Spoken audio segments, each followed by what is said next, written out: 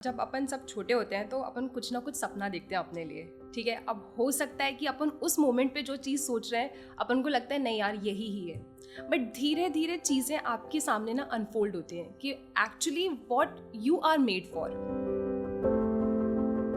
When you say about mathematics also, I was reading this book, The Almanac of Naval Ravikant, and in that book also it's mentioned that mathematics is something कि लोगों को लगता है कि okay ये अभी तक ही सीखना चाहिए एक एज तक, but I feel that mathematics should always be there life long.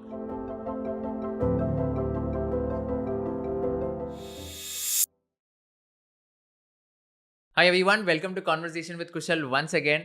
आज हमारे साथ ऐसे व्यक्ति है जो टियर 2 सिटी से आते हैं एंड सीए फाउंडेशन की कोचिंग पढ़ा रहे हैं. इनकी स्टोरी इतनी इंस्पायरिंग है कि हम सभी इनकी स्टोरी सुन के हमको बहुत ज़्यादा इंस्पिरेशन मिलने वाला है. Thank you so much Shivani for accepting my invitation. It's going to be super fun talking to you about your journey and about the CA foundation curriculum as well. Thank you so much for accepting this. Thank you so much for such a warm welcome and I hope बहुत मज़ा आने वाला है. Perfect, absolutely. So Shivani, maybe आप एक quick introduction दे दो कि audience को कि आप करते क्या हो exactly, and people will get to know you as well. Okay, so hi everyone, I am Shivani Sharma and basically I am an educator taking mathematics in K-12 sector and then CA students.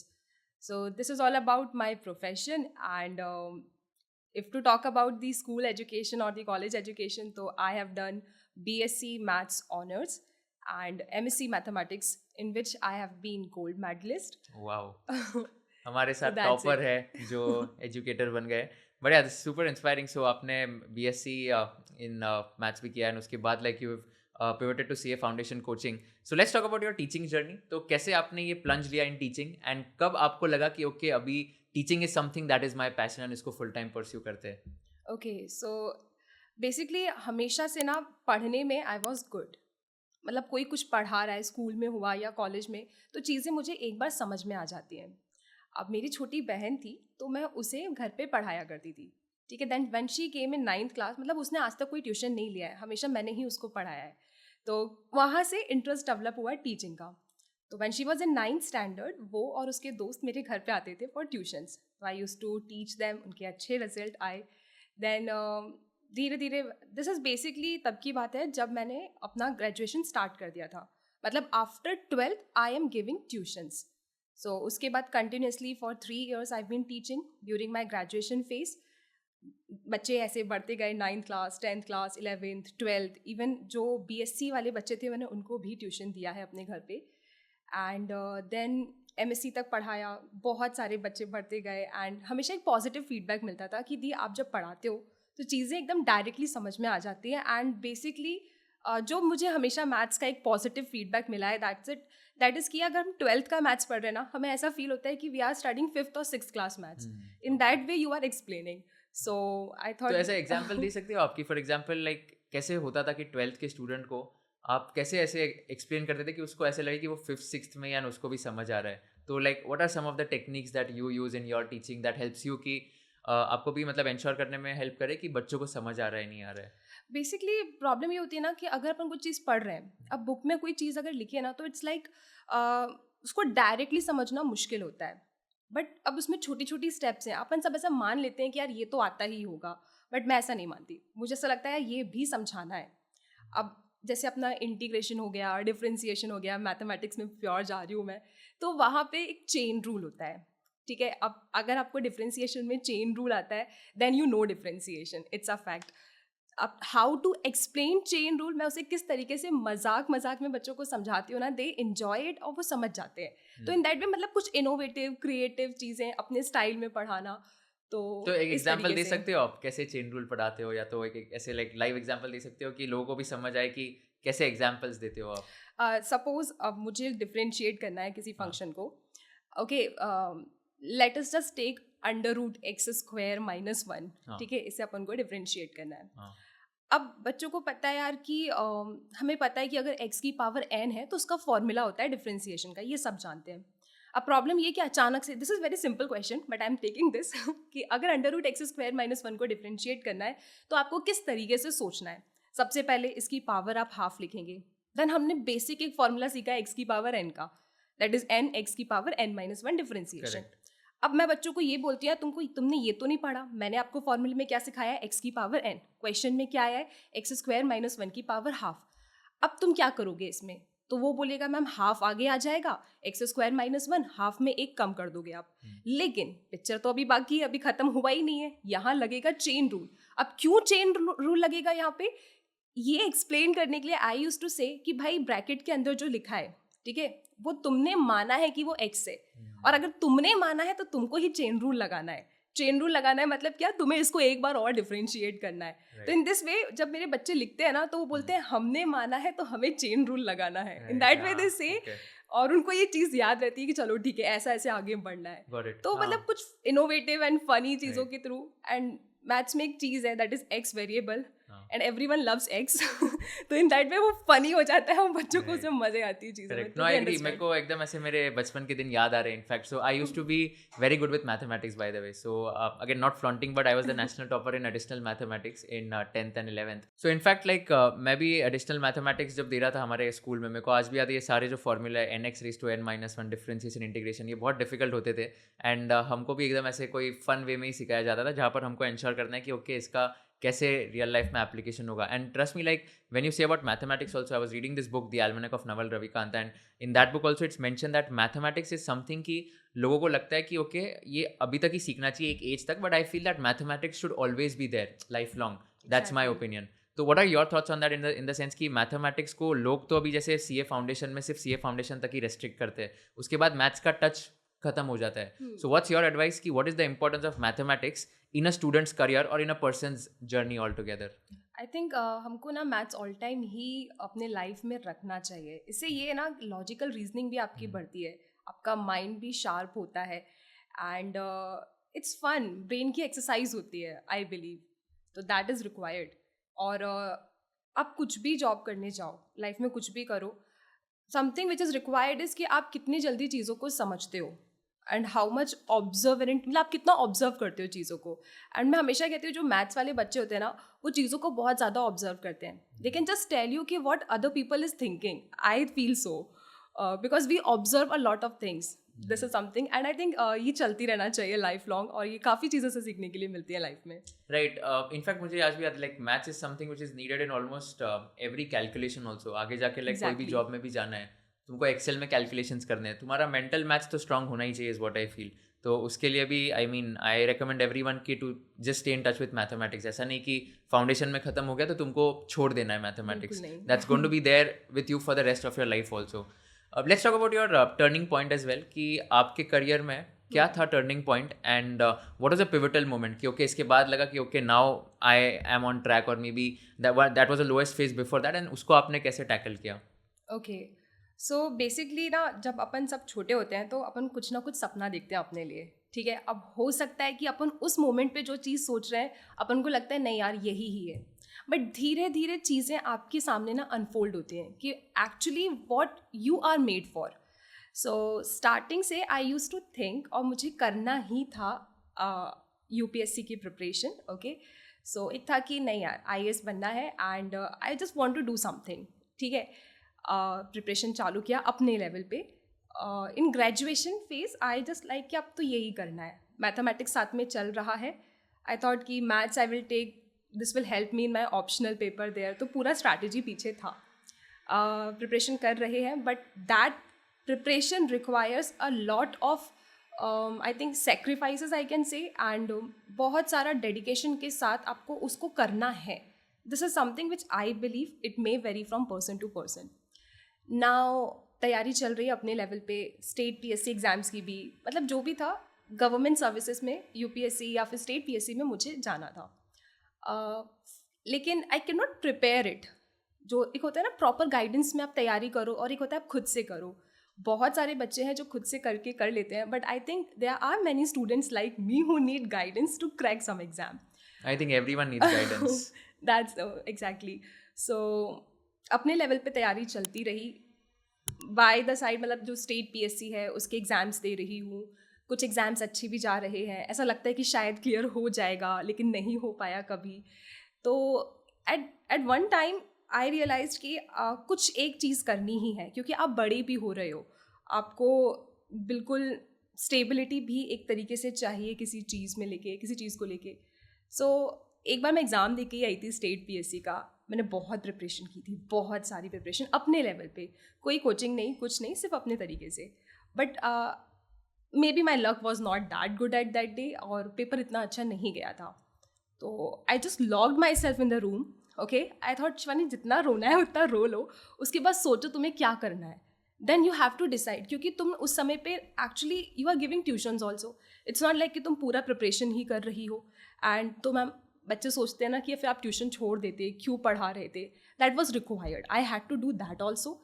Side by side मुझे अपने उस dream तक जाना था, but maybe शायद this was not written for me. तो वो चीज़ें उस तरीके से अनफोल्ड नहीं हो रही थी. अच्छे से रोया, समझा क्या करना है, फिर बैठ के सोचा कि यार see I am good in teaching also. अच्छा पढ़ाती हूँ मैं, मुझे बच्चों से फीडबैक पॉजिटिव मिलता है. Why not to apply in this field only. Okay, maybe हो सकता है कि यार आप इस चीज़ के पीछे भाग रहे हो, लेकिन भगवान ने आपके लिए कुछ और लिखा है. It may be the case. So I forwarded my resume everywhere, क्योंकि अभी ऐसा है ना कि आप बड़े भी हो रहे हो, तो आपको थोड़ा सा एक सोचना है चीज़ को लेके. क्या अगर आप उस चीज़ को फुल डेडिकेशन के साथ नहीं कर पा रहे फॉर एनी नंबर, फॉर कोई भी रीज़न हो, ठीक है, then you have to take a stand और सोचना है कि क्या करना है लाइफ में. सो यही था कि यार जहाँ एक दिमाग में ये चीज़ भी थी कि बच्चों से एक पॉजिटिव फीडबैक हमेशा मिला है for teaching, let's apply for teaching.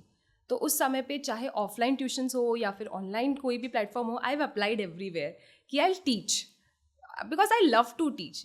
जब मैं पहले भी पढ़ा रही थी अपने कॉलेज के टाइम पे, आई रिमेंबर सुबह कॉलेज जा रहे हैं 3:30 पे, I use to reach my home. I use to go college every day. I don't know why, I use to love to go to college. So आपने कभी bunk नहीं किया classes? No, I use to love, मतलब अच्छा था, मुझे पता था कि जो कॉलेज में जब पढ़ा रहे ना तभी मैं पढ़ सकती हूँ, उसके बाद मेरे पास पढ़ने का टाइम है ही नहीं. क्योंकि मैं 3:30 पे घर पहुँचती थी एंड 3:20 पे मेरे बच्चे घर पे होते थे ट्यूशन्स के लिए. सो 3:20 से लेके रात के 9:45 10 PM तक आई यूज टू टीच. तो I use to love that thing. मतलब मुझे आपके मजा लिए आती थी. बेसिकली काम था ही नहीं वो, हाँ, बिकॉज़ मेरे लिए आपको काम बहुत नहीं पसंद था. था. आई यूज टू राइट. फील, मेरा पूरा स्ट्रेस दूर हो जाता था. बस ये था कि उस समय पे मैं अपने उस करियर की तरफ फोकस नहीं कर पा रही थी. अब there were some reasons, but ठीक है, that was good. Maybe god plan something good. तो मुझे अपॉर्चुनिटी भी मिली इतने प्यारे बच्चों को पढ़ाने के लिए. I am so grateful for that. Right, I forwarded the resume everywhere. Then I got a call from one online platform, start किया पढ़ाना. अब आप दुनिया भर के इतने सारे बच्चों को पढ़ा रहे हो, वो जो पॉजिटिव फीडबैक वहाँ से मिलता है, तो जो कॉन्फिडेंस था आपका कहीं ना कहीं वो पेपर क्लियर ना होने का जो एक डाउन हो गया था कॉन्फिडेंस, वो धीरे धीरे बढ़ने लगा कि मे बी हो सकता है मेड फॉर दिस. मतलब लेट रियलाइज हुआ अच्छे से, बट लेकिन हो गया कि yes this is something which I have to do. और अभी ऐसा है कि I can not imagine my life अगर मैं ट्यूशन्स या फिर कोचिंग ना दूँ तो. मतलब मुझे पढ़ाना ही है. आई am so clear about it now. Right. जब आपने प्लंज लिया, लाइक लेट्स से आप जब सीए फाउंडेशन की कोचिंग में आए, तो आपने ऐसा कुछ फेस किया कि आप तो मैथमेटिक्स पढ़ाते हो या तो आप तो साइंस साइड में हो, तो आप कॉमर्स वालों को कैसे पढ़ाओगे? आपने कभी ऐसे बैकलैश फेस किया? इफ़ यस, आपने ये टैकल कैसे किया? Okay, so yes I was from science stream. ठीक है, 11th-12th में मेरा पूरा साइंस ही था. देन फिर कॉलेज में एंड पीजी में प्योर मैथमेटिक्स. स्टार्टिंग में थोड़ा सा चैलेंजिंग था मेरे लिए. येस, बच्चों को भी अचानक से एक्सेप्ट करना कि यार will she be doing this, वो पढ़ाने वाली है, थोड़ा सा चैलेंजिंग था. And I think her new educator ये चीज़ फेस करता है, तो वो मैंने भी फेस किया. बट आई नो दैट कि मुझे भरोसा है आई कैन टीच गुड. और पुराने जो पॉजिटिव फीडबैक थे वो मुझे कहीं ना कहीं अंदर से कॉन्फिडेंस दे रहे थे कि yes I will be able to do this also. तो धीरे धीरे आज वो सभी बच्चे पसंद कर रहे हैं एंड दे आर लाइक कि अगर किसी एक दिन क्लास नहीं हो पाती तो they are like ma'am class क्यों नहीं हो रही है. So they are loving it and I am so happy. और मैं दिन रात एक कर रही हूँ क्योंकि मैं चाहती हूँ वो बच्चे यार अपने एम तक पहुँचे. वो उनका सपना है और वो पूरा होना ही है. तो ऐसा नहीं हो जाए कि यार एक पेपर के वजह से वो अपने सपने से दूर हो जाए. वो मुझे बिल्कुल नहीं चाहिए, because I know what is the importance of that thing. So basically अगर बच्चे अगर 4 घंटे पढ़ रहे हैं ना, so I am working 6 hours behind it ताकि उनको बेस्ट से बेस्ट चीज़ मिल सके एंड वो कर ले. Right. No, that's very inspiring for me also as an individual, because I know the importance that a teacher plays in a student's role. जब तक वो टीचर ही एफर्ट नहीं डालेगी तो स्टूडेंट एफर्ट डालना बहुत डिफिकल्ट हो जाता है. So that is something which is very very worth comment, like it's very commendable as well. And just one more thing here, तो अभी आपने सी ए फाउंडेशन स्टूडेंट्स को पढ़ाते हो, तो इसमें like what is like that one mistake और maybe few mistakes that you would like to point out कि आजकल के सी ए फाउंडेशन स्टूडेंट्स करते हैं एंड उन्होंने ये मिस्टेक अवॉइड कर ली तो वो एग्जाम्स विद फ्लाइंग कलर्स पास करेंगे? एग्जैक्टली. तो अभी बेसिकली जब पढ़ा के जो चीज़ मुझे समझ में आ रही है वो ये है कि सबसे पहली चीज़, अगर आपने डिसाइड कर लिया है कि आपको बनना तो सीए है, राइट, अपने माइंड में क्लैरिटी है इस चीज़ की, तो भाई 10th क्लास से काम पे लग जाओ एकदम, क्योंकि काफ़ी चीज़ें ऐसी हैं जो वहाँ पे काम आती हैं. अब एक छोटा सा एग्जाम्पल ही ले लेती हूँ मैं. जैसे एक चैप्टर है इक्वेशंस, वेरी सिंपल चैप्टर, लेकिन उसमें कोई भी गलती कर सकता है जिसने कंसेप्ट नहीं पढ़ा. जैसे अगर आप किसी चीज़ को इज इक्वल टू के इस साइड शिफ्ट कर रहे हो, अगर LHS में वो चीज़ मल्टीप्लिकेशन में है तो RHS में कैसे जाएगी. आई नो ये बहुत छोटी सी बात है, बट ये मिस्टेक्स होती हैं, और इन मिस्टेक्स की वजह से वी डू मतलब ब्लंडर हो जाता है. That should not be done. तो आई वुड जस्ट से कि अगर आप अभी प्रिपरेशन करना स्टार्ट कर रहे हो, then focus on the basic. Even I would just suggest कि यार तुम्हें पता है कि तुम्हें करना चाहिए, अगर तुम्हारे कोई छोटे भाई बहन है ना, तो उनको मैथ्स पढ़ाओ, तुमको फ़ायदा होगा. जैसे 8th क्लास में चैप्टर है एक्सपोनेंट्स, भाई तुम अपना सिलेबस देख लो कि तुम्हारे लिए क्या इंपॉर्टेंट है और उनको वो चीज़ पढ़ाओ, तो तुम्हारा बेसिक क्लियर हो जाएगा. मैं अपने बच्चों को बोलती भी हूँ जो भी पढ़ते हैं मुझसे कि splitting the middle term. I know we play with options, हम ऑप्शंस एलिमिनेट करते हैं, बट स्टिल कहीं ना कहीं ज़रूरी है हमको थोड़ा कंसेप्ट भी पता होना चाहिए. तो एक इक्वेशंस में होता है फैक्टराइज करना, स्प्लिटिंग द मिडिल टर्म, बच्चों को थोड़ा प्रॉब्लम होता है, तो मैं उनको बोलती हूँ मैंने सिखा दिया, अब प्रैक्टिस करना है. अपने छोटे भाई बहन की किताब लो, उनको बताना मत तुम क्या कर रहे हो, उठाओ क्वेश्चन और शुरू हो जाओ, देखो क्या है. अगर आप उनको पढ़ाओगे ना तो तुमको और क्लैरिटी से चीज़ें समझ में आएगी. तो इट्स लाइक कि भाई वर्क ऑन बेसिक, सिलेबस देख लो क्या क्या इंपॉर्टेंट है, जो आपने पहले पढ़ा है उनको रिवाइज करो और कंसेप्ट पे वर्क करो. That is important. मैथ्स में concept is very very important.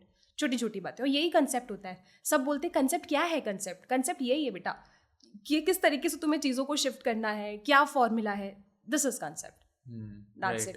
No I agree, but ऐसा होता है कि मैथ्स कहीं ना कहीं ऐसे लगता है लोगों की this is one of the most difficult subjects. In fact like मैं मेरी सिस्टर का भी एग्जांपल लूँ तो उसको मैथ्स बिल्कुल पसंद नहीं था, एंड मैथ्स की वजह से she used to be like कि यार मैथ्स ये पोर्शन में या ये कोर्स में मैथ्स है तो मेरे को तो ये कोर्स ही नहीं करना है. तो आजकल लोगों को बहुत डर लगने लग गया है मैथ्स एज अ सब्जेक्ट का, and I feel that maths is a subject which will teach you और take you places is what I feel. Because अगर आपको मैथमेटिक्स समझ में आ गया तो आप कुछ भी कर सकते हो, you can solve any problem. तो कैसे ये जो डर होता है लोगों के माइंड में कि यार इसमें मैथ्स आ गया अभी मैं कैसे कर पाऊँगा, ये डर को कैसे हटाया जा सकता है? अभी मैं एक चीज़ बोलूँगी and everyone will be shocked, even I was scared of maths. So 10th में अच्छे से किया, मार्क्स आ गए थे, लगा यार 10th तो सिंपल है, सबके आ जाते हैं, but I was so scared to take maths in 11th class. ठीक है, but I took. My father said ले लो बेटा मैथ्स, तुम कर लोगी, तुम हो जाएगा. उनको बहुत कॉन्फिडेंस हमेशा से रहा है मुझ पर कि तुम कर लोगी. ठीक है, 11th में मैथ्स लिया. एक्चुअली 11th का मैथ्स टफ होता है, मुझे भी डिफ़िकल्ट लगा था, नंबर भी काफ़ी कम आए थे. 12th में आए, 12th में थोड़ी सी हार्ड वर्क किया. अभी भी डर था कि यार नहीं होगा, मैथ्स क्यों ले लिया, एक रिग्रेट था लाइफ में, पता नहीं हुआ कि नहीं हुआ. आई नो कोई समझाएगा, मुझे समझ आ जाएगा, लेकिन एक डर अंदर था मेरे भी. ठीक है, उसके बाद बस ये था कि शायद मैथ्स मुझे प्यार करता था. आई वॉज लाइक कि आई डोंट नो मुझसे होगा या नहीं होगा, बट आ जाता था समझ में. काफ़ी टाइम ना ये बच्चों के दिमाग में होता है कि we are scared of maths. ऐसे मेरे दिमाग में भी ये फिट था कि यार मुझे डर लगता है, बट वो डर नहीं है. It's like you don't have confidence. आपको कॉन्फिडेंस अपने ऊपर लेके आना है. जब ग्रेजुएशन में मैंने इतना बड़ा फैसला लिया कि आई will be doing mathematics honours, तो उसमें जितने भी पेपर होते हैं ना वो मैथ्स के होते हैं. मैं ये सोच के डर रही थी कि मैं गलत फैसला तो नहीं ले रही हूँ. 12th में तो सिर्फ एक ही मैथ्स का पेपर था, ग्रेजुएशन में तो इतने सारे मैथ्स के पेपर देने हैं, अगर नहीं हो पाया तो. आई वॉज स्केयर्ड अंदर से, लेकिन आता था. कॉन्फिडेंस में भी शायद थोड़ा कम था उस चीज़ को लेके. बट मेरे पापा ने मुझे एक चीज़ बोली थी कि तुम तो यार युद्ध क्षेत्र में आने से पहले ही हथियार डाल रही हो, ये सिखाया है तुमको. मैंने कहा नहीं यार बिल्कुल नहीं, I can do it. I took maths. कोई प्लान नहीं था कि कॉलेज में टॉप करना है, बट आई टोल्ड कि मे बी मुझे किसी ने सिखाया, समझ आ गया. और जैसे आपको स्केड्यूल बताया था मैंने कि मैं घर आके फिर ट्यूशन्स ले रही हूँ, मेरे पास कभी घर पे पढ़ने का टाइम नहीं होता था. जो है कॉलेज में बैठ के पढ़ा. अब सब बोलेंगे कॉलेज में कौन पढ़ता है, मैं पढ़ती थी. तो कॉलेज में जो प्रोफेसर्स ने पढ़ाया ना, नोट्स बनाया उसके, बस उतना ही था. वो चीज़ें दिमाग में कलेक्ट हो गई, थोड़ी सी प्रैक्टिस, एंड देन हो गया. मतलब मैंने अब उस गोल्ड मेडल के लिए या फिर कॉलेज में टॉप करने के लिए इतनी कोई अलग से मेहनत नहीं करी होगी. बस जब पढ़ा रहे ना उस समय पे ढंग से पढ़ लिया. Right, I think it's very important. डरना हमको अंदर से ही बंद करना होगा. Correct, that's it. नहीं मतलब इट्स वेरी इंपॉर्टेंट कि जैसे जो जब भी पढ़ाया जा रहा है उसको तभी रिवाइज कर लिया तो बाद में पढ़ाई करने की ज़रूरत ही नहीं होगी. सो दैट्स अ मंत्र which even I had followed and उसमें क्या होता है कि फिर रिविजन करने जाओगे तब ऑटोमेटिकली चीज़ें याद आनी शुरू हो जाती है बिकॉज आपने तो जब पढ़ाया था तभी पढ़ लिया था. So that is something which I completely resonate with. Just talking about C A foundation right, तो इसमें एक ये पूछना था कि जैसे आप सी ए फाउंडेशन पढ़ाते हो तो according to you who is C A course made for, and आपको क्या लगता है कि कौन से टाइप के बच्चों को सी ए कोर्स में आना चाहिए, since you have interacted with so many C A students in the past few years, तो क्या आपके हिसाब से कौन से लोगों के लिए सी ए कोर्स बना है एंड ये सी ए फाउंडेशन की एग्ज़ाम कैसे टैकल कर सकते हैं लोग? सबसे पहले तो पूरी चीज़ ना ये इंटरेस्ट टू इंटरेस्ट डिपेंड करती है. अगर एक बच्चे ने सोच लिया है कि यार मुझे इस फील्ड में इंटरेस्ट है, तो चाहे तुम किसी भी बैकग्राउंड के हो, this course is made for you. पहली चीज़ ये. अब देखो कोई भी एग्जाम अपन टैकल करने जाए ना, it requires a lot of patience, dedication, consistency. चाहे तुम किसी भी एग्जाम में बैठ जाओ. और अगर तुम्हें पता है कि हाँ आई नो कि C A exam is a long journey, बहुत सारे स्टेजेस होते हैं, तो तुमको वो पेशेंस और कंसिस्टेंसी बना के रखनी ही है. बीच में ऐसे बहुत मोमेंट्स आएंगे जब लगेगा कि गिव अप कर दूँ, शायद कुछ और कर लूँ. बट अगर तुमने पहले से सोच के रखा है and you have a very good support, okay, then just do it. You can do it, that's it. थोड़ा सा मेहनत है ऑफ कोर्स. हो सकता है जब तुम्हारी एज के बच्चे पार्टी कर रहे हैं, और हो सकता है मे बी कुछ जॉब किसी की लग गई या कुछ ना कुछ अपने लाइफ में कर रहे हैं एंड यू आर प्रिपेयरिंग, तो वो बहुत मुश्किल होता है उस फेज को गो थ्रू करना. बट यू नो कि थोड़ा सा मेहनत करने के बाद कुछ दिन के बाद you will be somewhere else. तो आई थिंक अपने ड्रीम को याद रखो, अपने नाम के आगे जो प्रीफिक्स लगाना है उसकी जो तुम्हारी शान है उसे याद रखो. हो जाएगा. मेहनत है, स्ट्रगल है, सेक्रीफाइसेस हैं, बट अगर कर लिया तो फिर हो गया.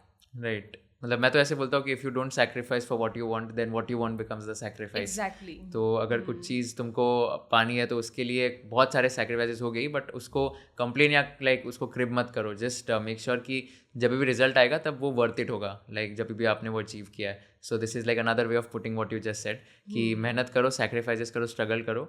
अल्टीमेटली वो प्रीफिक्स जब आएगा तब आपको बहुत ज़्यादा खुशी होगी which can not be expressed. If you are quitting कि यार मुझसे नहीं हो रहा है, that is wrong.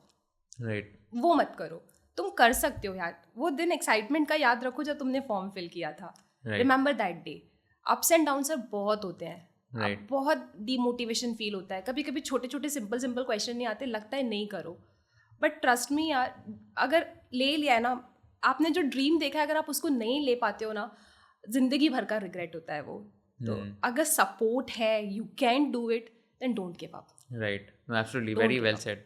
What are some of the advice or strategies that people should follow if they want to clear maths exam specifically in CA Foundation? Like, do you have some success mantra or rule कि ये follow किया दो कि तुम लोग पास हो ही जाओगे? क्या strategies होने चाहिए?